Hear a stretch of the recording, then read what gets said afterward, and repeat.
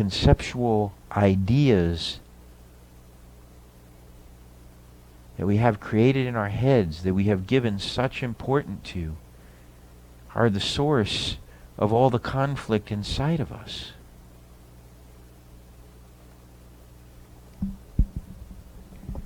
We've not really been living in the world. We've been living in the world in our head. How crazy is that? Is the world something that you're seeing as and experiencing, or is the world something you're projecting?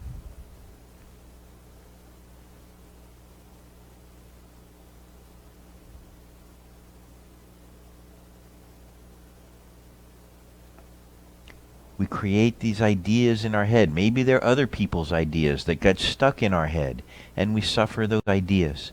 This is the way life should be. This is what I should have at this point in my life. This is how it needs to be. All of this craziness. All of these mind-based ideas that don't have any inherent value. Thoughts themselves don't have any inherent value. It's the value that you give them. But remember too, that there is the intuitive mind and the intellectual mind, and they are not the same. And when the intellectual mind gets out of the way, and you experience the self, this is the space that the athletes are in. This is the space that the great artists are in. But like 99% of what we're focused on and what we're perceiving is all of this intellectual mind-based stuff.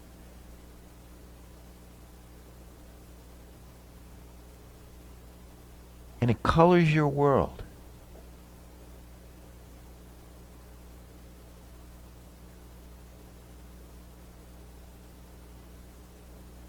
And your mind might be saying to you now, okay, well, now what?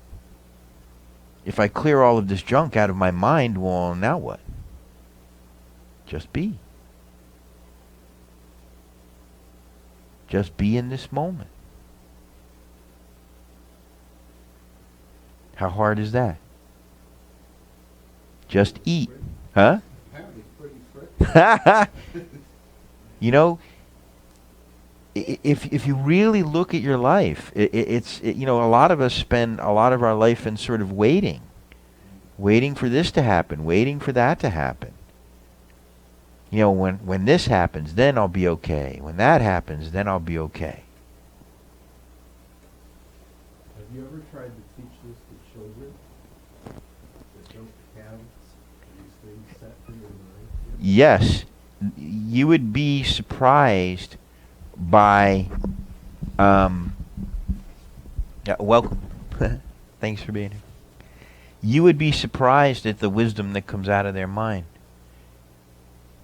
Because for them, you know, their minds are just not as conditioned as our minds. You know, their minds have not been filled up with a bunch of garbage yet.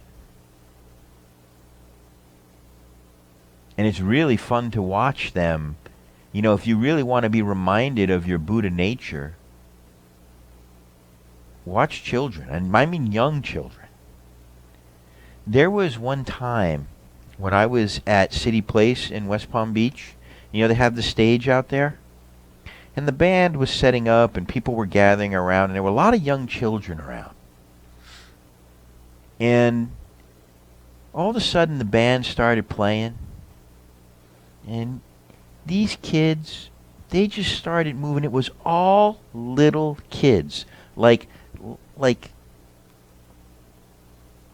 3, 4, 5, 6 years old, like right in there somewhere, and they just started dancing. And it was you could see they just were drawn to it. I have a video of it on my phone. Maybe I'll post it on Facebook tomorrow. And they just walked out and they started dancing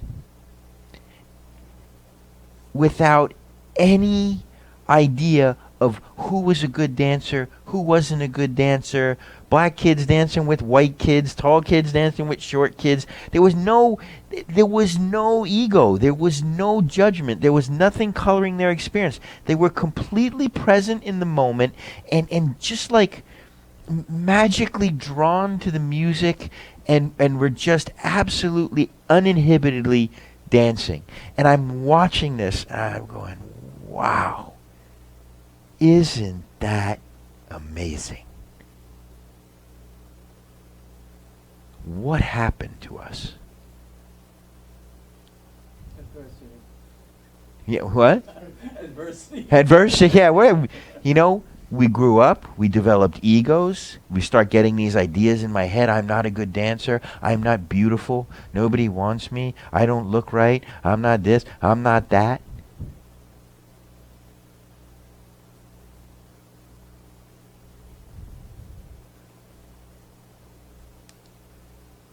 It's incredible.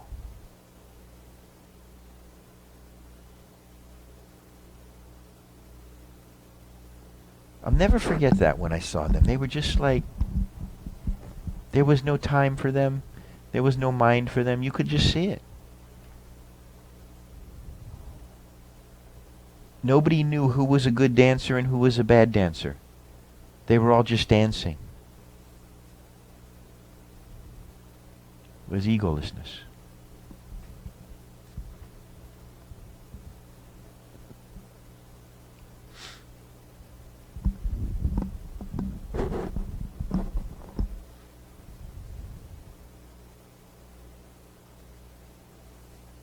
I always know I've reached you when it gets really quiet and everyone is just kind of staring like,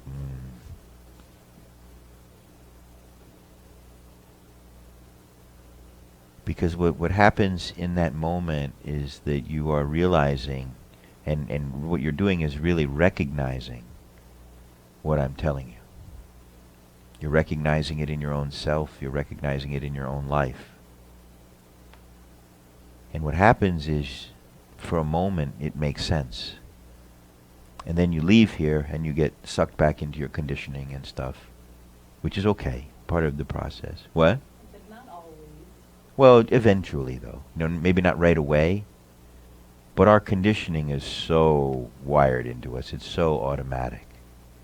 But it just, but once, it's kind of like this, if I had blue sunglasses, right? But I was born with blue sunglasses on. All right? I was born with blue sunglasses on, okay? How would everything look to me?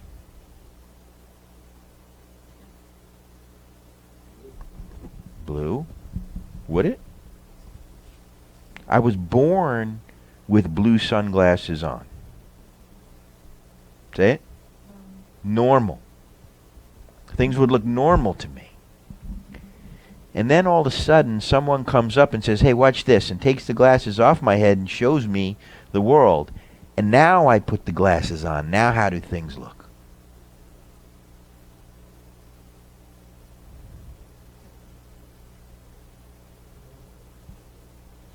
Blue. They look blue now. When I'm born with blue sunglasses on, that's just what's normal for me, and I don't know any different.